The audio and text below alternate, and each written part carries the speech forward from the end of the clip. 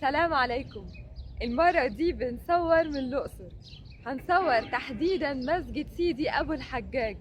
المسجد زي ما انتوا شايفين من بره زيه زي أي مسجد، ليه مآذن وليه قبة، لكن من الداخل مختلف تماما عن أي مسجد دخلتوه في حياتكم. وانت داخل المسجد تبص تلاقي عمدان عليها نقوش فرعونية، ترتبك وتسأل نفسك هو انت فين بالظبط؟ ايه اللي جاب العمدان اللي عليها نقوش فرعونية ديت عند المسجد؟ تدخل اكتر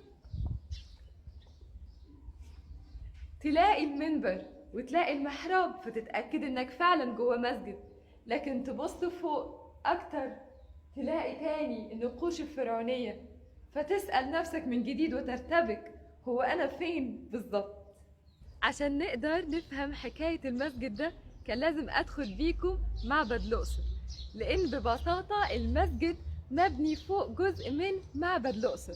معبد الأقصر كان لفترة طويلة جدا زمان مغطى بالرمل وبالتراب، وفوق الجزء ده من المعبد تم بناء المسجد عام 1286 ميلاديا، وسمي أبو الحجاج على اسم الشخصية العالمة المتصوفة اللي مدفونة في نفس المكان.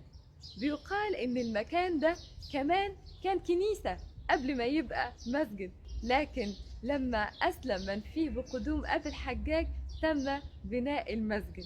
يعني هنا تم عبادة الاله بمختلف العقائد، العقيدة المصرية القديمة منذ آلاف السنين، وبعدين العقيدة المسيحية، وبعدين العقيدة الإسلامية. لما تيجوا الأقصر ما تنسوش تيجوا وتدخلوا المسجد ده، انا متأكدة ان انتوا هتقعوا في غرامه زي ما انا وقعت في غرامه. اشوفكم في حلقة تانية ومعلومة جديدة شيقة.